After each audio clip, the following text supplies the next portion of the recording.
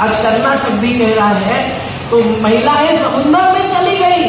हम तो नदी में खड़े रहते हैं जल सत्याग्रह करते हुए, पर वो महिलाएं इतनी चिंतित हो गई, इतनी प्रभावित हो गई कि हमको जीना मुश्किल है, तो वो समुद्र में चल गई, उनको खींच के निकाला। कई सारे बीमार हैं। अब सोचिए साथियों, ये इस प्रकार से जो चल रहा है, कई जगह जाकर हमने रोका भी है। आज भी हम लोगों को इन मुद्दों पर ध्यान देना जरूरी है। गढ़चिरौली, चंद्रपुर में हो, झारखंड में हो, मैं कितने उदाहरण आपको दे दूं। एनरॉन भी तो आखिर गिर गया खुद के ही भ्रष्टाचार से, पर आज उस समय कम से कम पुलिस हमारे बाल लेकर खींचते थे, पर आज तो पूरा शरीर लेकर खींचकर जेल में डालना है। उसके लिए कानून बन रहे हैं। महाराष्ट्र में नया कानून बन रहा है। हम सब लोगों को अर्बन नक्सल कहते हैं। अब तेलंगाना जब राज्य बनता था तो उसके पीछे नक्सलवादियों का निश्चित संघर्ष था, पर माओवादी हो कि नक्सलवादी हो, हमारे साथ थोड़े जुड़े हैं, हम थोड़े उनका हिस्सा है। अभी अभी मुझे खबर मिली है, आप चकित हो जाएंगे कि उनको माओवादियों से एक धमकाने वाला पत्र आया है। ये नाम नहीं लूंगी। उस कार्यकर्ता को जो जेन्युइनली आदिवासियों के साथ है और लड़ रहे हैं, स्वयं दलित है, उनको कहा है कि आप अगर एनएपीएम के साथ जुड़ेंगे तो हम देखेंगे। तो हम देखेंगे, लाजिम है कि हम भी देखेंगे, ये वो कहते हैं। तो हम क्या डरते हैं? क्या डरेंगे कि आपको मन में आया कि अरे बाप रे ऐसा है क्या, तो फिर हम एनएपीएम में जुड़े कि नहीं जुड़े? ऐसा तो नहीं ना। बताओ, डरेंगे? नहीं। तो न डरेंगे न डराएंगे, आगे बढ़ते जाएंगे। जो सही में हिम्मत रखते हैं वो मुट्ठी बंद करके हाथ उठाइए। न डरेंगे न डराएंगे, आगे बढ़ते जाएंगे। न डरेंगे न डराएंगे, आगे बढ़ते जाएंगे, क्योंकि आगे बढ़ना ही होगा। ये प्राकृतिक संसाधन अगर नहीं बचते हैं तो क्लाइमेट जस्टिस, क्लाइमेट चेंज यानी भौगोलिक स्थिति बदल रही है। ये कहना और उसकी चर्चा करना क्या केवल विदेश में ही हो सकती है? ग्लासगो में, पेरिस में, कोपेनहेगन में, वहां साइन करके आते हैं हमारे राज्य के, देश के मुखिया। कहते हैं कि हम कोयले की खदानों से, ताप विद्युत परियोजना से जो भी होता है, कार्बन जाता है, उससे गर्मी बढ़ती है। सबसे ज्यादा गर्मी का बढ़ना 2024 में हुआ है। और शास्त्रज्ञ कहते हैं, वैज्ञानिक, कि 1500 वैज्ञानिक कह रहे हैं कि कुछ दशकों में मानव जाति भी खत्म हो सकती है। तो आप समझिए कि इससे अगर बचना है तो हम लोगों को आगे बढ़ना होगा, विनाश को रोकना होगा। वो केवल हमारी जमीन मत ले लो इतना कहने से नहीं होगा। इसमें बहुत सारी गहराई है जो आप 4 दिन में सुनते जाने वाले हैं। हम पानी का नियोजन कैसे करें, हम ऊर्जा का निर्माण कैसे करें। संभव है कि सूरज की शक्ति का उपयोग करें, पर हमारे दिल में जब तक ये बात नहीं आती है कि हम जरूरी नहीं है तो लाइट नहीं लगाएंगे, बंद करो भाई ये लाइट, जब तक हमारे दिल में ये बात नहीं आती है कि ज्यादा से ज्यादा ऊर्जा, बिजली का उपयोग करने वाले उद्योग और खेती बदलनी चाहिए। सोनम वांगचुक जी ने आज केवल लद्दाख के संघर्ष की बात की, पर वो इस प्रकार के मुद्दों पर निर्माण करता रहे हैं। शिक्षा में क्या बताना चाहिए बच्चों को, जो गांधी जी ने बताया था कि मन में हो, मनगढ़ में हो ताकत, ये हमको बच्चों को देनी है। तो हमारी जीवनशाला के बच्चों को हम जंगल में क्यों लेके जाते हैं, नदी किनारे क्यों लेके जाते हैं? क्या अपने अपने घर के बच्चों को, अपने अपने क्षेत्र के बच्चों को, युवाओं को हम ये सब हकीकत कहते हैं? इतना कहूं, मैं ज्यादा नहीं कहूंगी। पर जबकि रोजगार रोजगार रोजगार, हमारे रोजगार बचाओ आंदोलन को 7 साल लड़ना पड़ता है। अडानी अंबानी का नाम लिया जाता है, बिरलास का नाम नहीं लिया जाता है। पर आपको बताओ, तेलंगाना की केस सामने आई है कि 46 करोड़ में जमीन ली आदिवासियों की और अभी 8000 करोड़ में अडानी को बेची जा रही है। तो आप समझिए, जिसके लिए बस्तर खाली करना चाहते हैं वो भी वही निजीकरण की, मुनाफाखोरी का मुद्दा है। हसदेव अरण्य छत्तीसगढ़ का किस प्रकार से ध्वस्त करते हैं। ग्राम सभा के प्रस्ताव खुद माफिया दिखते हैं और जो प्रस्ताव ग्राम सभा ने पारित किया होगा उसको बदलते हैं। उसे याद है कि अजीत जोगी के समय में बस्तर में गई थी और अंदर एकदम एक अच्छा सा प्रोजेक्ट का विचार चल रहा था, पर जब रात को 10 बजे भी आई तो वो मिले। इतना तो उस समय फर्क था। बोले दीदी आप जब चांद मांगेगी तो मैं चांद भी देने को तैयार हूँ। मैंने कहा हमको चांद और सूरज नहीं, हमको धरती और जल चाहिए। तो आज देखिए हम लोगों को ये सब बचाना है तो हमको बहुत कुछ सोचना है। हम लोगों को पहला तो यही निर्णय लेना है कि ये जो 6ठी अनुसूची की बात चल रही है, जो उत्तर पूर्व राज्यों में से 4 राज्यों को अधिकार संविधान के तहत दिया गया है, वो खुद के कानून बना सकेंगे, वो खुद का विकास का नियोजन कर सकेंगे, पर ऐसी 5वीं अनुसूची भी आदिवासियों और दलितों के लिए महत्वपूर्ण। राज्यपाल का कर्तव्य है कि अगर किसी भी कानून के अमल से बस्तर में हो कि नर्मदा किनारे हो, अगर उल्लंघन हो रहा है, अत्याचार अन्याय हो रहा है, तो राज्यपाल कह सकते हैं। हम जाते रहे हैं सभी राज्यपालों के पास, सदाशिवन हो तमिलनाडु में या पीसी अलेक्जेंडर हो मुंबई में, सब कोई ऐसे ऐसे करते थे, लेकिन उनका अधिकार है ये कहने का कि इन आदिवासियों पर इस कानून के कारण अत्याचार होगा तो ये कानून यहाँ लागू मैं नहीं करने दूंगा। कहाँ भूमिका लेते हैं राज्यपाल? राज्य का पालन और पोषण कम से कम आदिवासी और दलितों का वो नहीं करते हैं, तो हम ही लोगों को मुट्ठी बंद करके और मन भी पक्का करके जहां भी अन्याय हो रहा है वहां पहुंचना चाहिए। मैं तो कहूंगी कि बस्तर में भी हमको पहुंचना चाहिए। मेरा बहन तुम्हारी भावना में समझ सकती हूँ, क्योंकि जब छत्तीसगढ़ में आदिवासियों ने कुछ क्रिश्चियन धर्म स्वीकारा और इसके कारण उनके घर ध्वस्त किए थे, जिन्होंने अपना ही धर्म ऊंचा है दूसरे धर्म नीचे है, ऐसा कुछ माना, उस पर हम लोग गए तो मेरा बहन भी हमारे साथ थी, जो नर्मदा के किनारे भी कुछ सालों तक हमारे साथ चलकर लड़ी हुई। लेकिन उसकी रिपोर्ट देने गई मुख्यमंत्री जी को, तो मुख्यमंत्री बोले दीदी इसका पूरा रिपोर्ट अभी आगे मत बढ़ाओ, हम मुश्किल में आए। देखिए हम ही को हिम्मत से सब सच्चाई सामने आनी पड़ेगी। मध्य प्रदेश में हो, गुजरात में हो जो दंगे होते हैं, हाथरस में महिलाओं पर अत्याचार होते हैं, मणिपुर में महिलाओं पर अत्याचार, खनिज संपदा पर अदानी जैसे कईयों ने अधिकार के जो एग्रीमेंट्स किए हैं, वो कारण है कि मैती आदिवासी होंगे तो मैती कुकीज की जमीन खरीदेंगे और 2017 में जो एमओयूज किए हैं, अनुबंध किए हैं, उसके तहत कंपनियों को मिल जाए। तो ये जो कंपनीकरण का मामला है और उसके भी आघात है, अत्याचार है, दलित और आदिवासियों पर जो अन्याय होता है, घर से बेघर किया जाता है, रोजगार खत्म होता है, तो वो तो अत्याचार विरोधी कानून के तहत हमारे सामने आज तक बचा हुआ कानून है। क्या हम कानूनी और मैदानी लड़ाई लड़ेंगे कि नहीं? लड़ेंगे।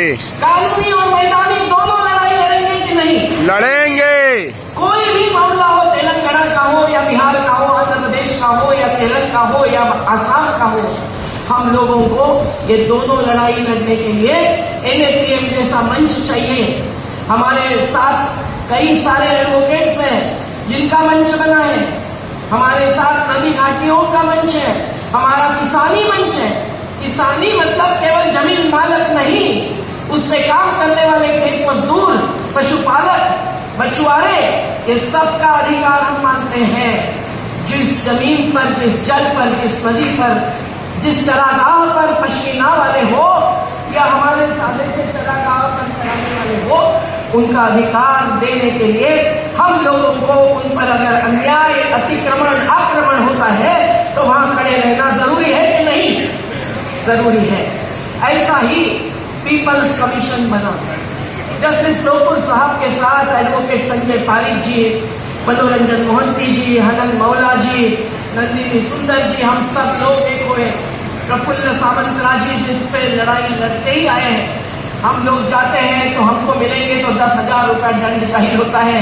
ऐसे पॉस्को वाले क्षेत्र में जब जिंदाल फिर नए प्रकार से अत्याचार करने लगा, जैसे मूसी नदी का भी पहले रोका गया था, अब फिर से नए सिरे से ऊपर आ रहा है। तो हम लोगों को इस पर सुनवाई करनी पड़ी। रोते हुए आंखों से हमको देखते हुए महलों ने जो बात रखी, हम लोगों को इस प्रकार से इसकी दखल लेनी चाहिए। एनएपीएम ने ऐसे बहुत सारे रिपोर्ट बनाए हैं। ये कोसी नदी का है, ये भी जन आयोग है। जब लाखों लोग बेहद मस्त हो गए, हम 15 दिन राहत कार्य में थे, पर क्या उससे सब कुछ होता है? हमारे महेंद्र यादव जी, अब ट्रेन कैंसिल हो गई तो आ नहीं पाए, लेकिन आज भी कोसी के लोग लड़ रहे हैं। तो ये नदी की बात हो बचाने की, ये जमीन बचाने की बात हो, अधिकार बचाने की बात हो, हमको लड़ने के लिए एनएपीएम के द्वारा जहां भी आप मांगेंगे, मांग करेंगे, वहां संसद नहीं, जन संसद बनाकर पहुंचना जरूरी है। हमारे साथ भूतपूर्व न्यायाधीश आएंगे, सौम्या दत्ता जैसे पर्यावरणविद आएंगे, समाज शास्त्री आएंगे, कुछ वरिष्ठ कार्यकर्ता रहेंगे। हम जा सकते हैं टीम बनाकर और इस पर जो रिपोर्ट बनाएंगे वो केवल प्रसिद्धि के लिए नहीं। ये रिपोर्ट, नर्मदा के इतने सारे रिपोर्ट जब कोर्ट में दाखिल किए गए, सब देश में पहुंचे, विश्व बैंक का रिपोर्ट आ गया, तब जाकर बांध को रोक के रखना पड़ा। 50,000 परिवारों का पुनर्वास और उसमें 20,000 परिवारों का जमीन का अधिकार मिलने तक।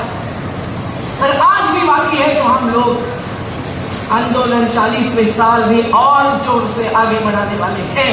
ये आप प्रदर्शन देखेंगे वहां लगाया हुआ, तो आपको समझेंगे। तो ये सब क्यों जरूरी है? ये सब इसलिए जरूरी है कि जो आज इस प्रकार के गलत विकास की अवधारणा का असर हो रहा है, वो हमारे सबके जीवन पर है। तो हम लोग नर्मदा के तहत हरियाणा के कुछ युवा साथियों ने नीलम अहलूवालिया जैसे के साथ मिलकर जब ये एक मैनिफेस्टो बनाया, जिस घोषणा पत्र में लद्दाख की बात की, वो घोषणा पत्र नोटराइज नहीं होता है, इसलिए 2 चुनावों के बीच में वो रद्दी बन जाता है। तो ये जन घोषणा पत्र ऐसा बनाना भी जरूरी है। मैंने पिछले पार्लियामेंट के सभी मैनिफेस्टोज लेके आई हूँ। पार्लियामेंट में भी जो ऐसी पार्टियां हैं जो जात धर्म अस्मिता के सवाल पर हिंसा करने वाली नहीं है, उनसे हम सुनना चाहते हैं, हम उनको आग्रह करना चाहते हैं। पर इस प्रकार से आगे जाकर, हाँ हो गया, आगे जाकर ये दिल्ली की आवाज, ये भी आप देखिए, दिल्ली के बहुत सारे श्रमिक संगठनों ने एनएपीएम में एकत्रित आकर सौम्या दत्ता जी, नीलम जी, आदर्श भाई सबके साथ ये जो बनाया है रिपोर्ट, वो भी बहुत आम है।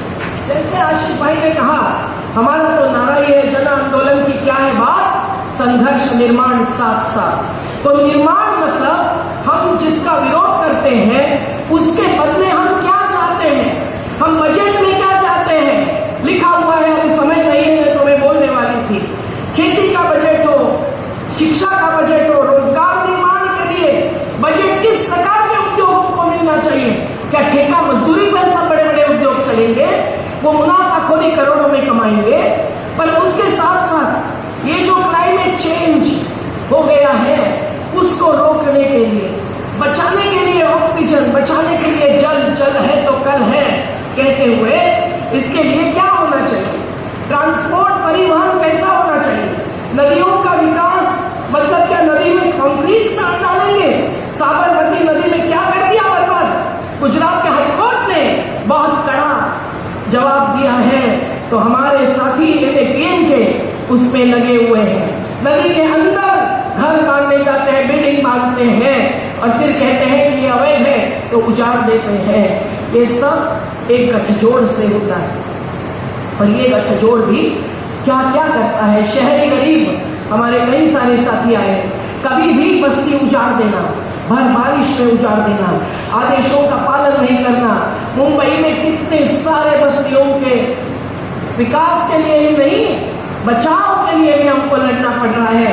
अभी हमने 900 घर दिए, अभी 1600 घर देना चालू है, पर कितने समय देना पड़ता है।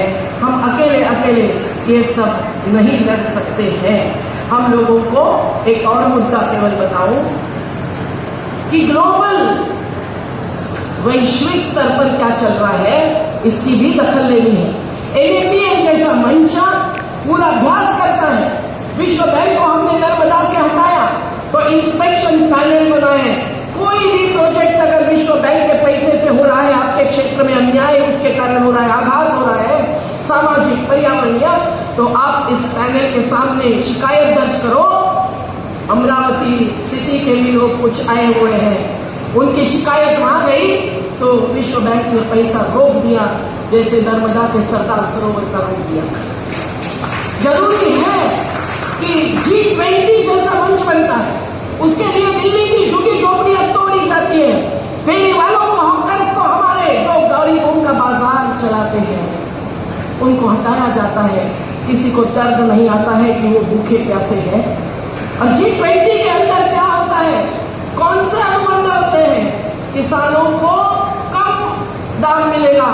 इस प्रकार से अमेरिका के 47 कंपनियों के प्रमुख आए थे लोकसभा चुनाव के पहले और वो अनुबंध करके गए हैं कि ज्यादा से ज्यादा अनाज अमेरिका से आएगा, दाल और तेल आएगा और डेयरी प्रोडक्ट्स भी आएंगे। और उन्होंने जाहिर किया अमेरिका में, पर यहाँ के अखबारों में एक भी खबर नहीं आती जो हमने ढूंढ निकाली कि वहां की जो अधिकारी आई थी उसके साथ यहाँ के व्यापार मंत्री बैठे और आचार संहिता होते हुए उन्होंने ये अनुबंध पर हस्ताक्षर किए और उन्होंने कहा हम हजारों करोड़ रुपए हर साल इससे कमाएंगे। यहाँ के किसानों का क्या होगा?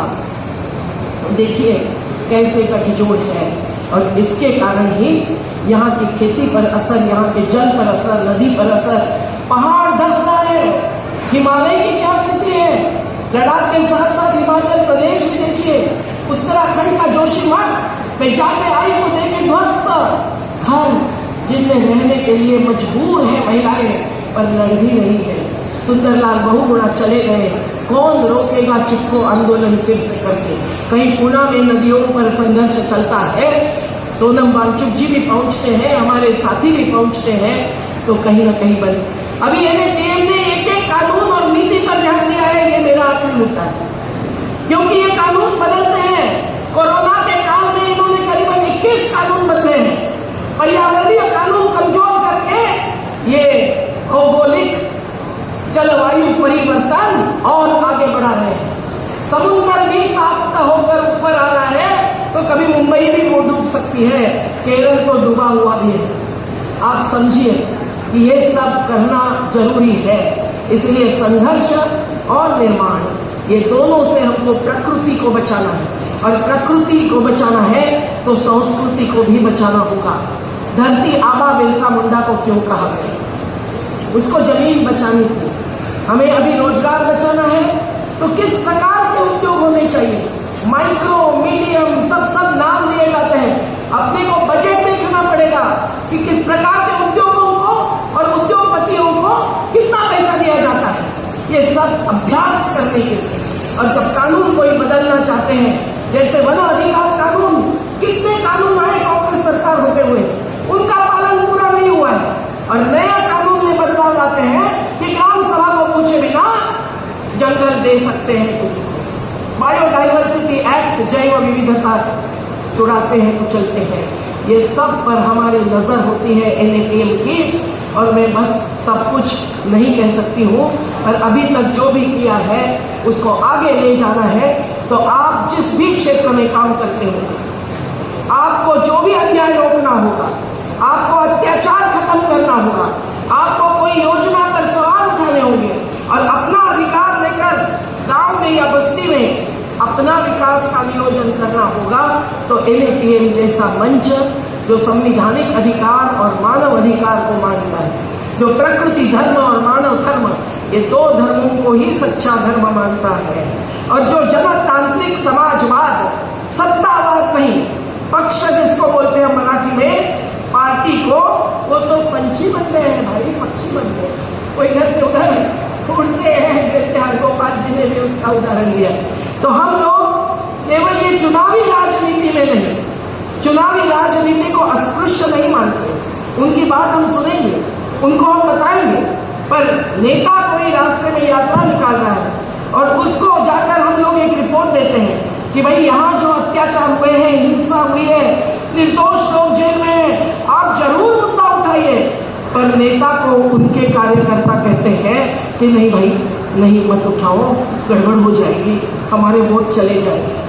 तो आप समझिए, मेरठ, मुजफ्फरनगर, सब जगह, सेंधवा, खरगोन, अलग अलग राज्यों में जब भी ऐसे जाति धर्म के नाम पर होती है हिंसा, तब भी NAPM के साथी पहुंचते हैं, फैक्ट फाइंडिंग रिपोर्ट बनाते हैं, जैसे PUCL जैसी संस्था हर बार करती है। हम एक दूसरे को ये अलग अलग कार्य करते हुए, जिसमें युवा साथी और महिलाओं का योगदान सबसे ज्यादा है। हम लोग इतने होशियार नहीं हैं ये डिजिटलाइजेशन करने में, तो युवा साथी जो सीखे हुए हैं वो इस माध्यम को गलत दिशा में व्यापारी उपयोग करते हैं, उद्योगपति, पूंजीपति उपयोग करते हैं, उसके बदले सही दिशा में उपयोग करेंगे तो ही सोशल मीडिया सही में सोशल होगा, नहीं तो ए सोशल, एंटी सोशल होगा। तो ये सब के लिए क्या क्या मुद्दे चल रहे हैं, अगला सत्र बहुत महत्वपूर्ण है। एक एक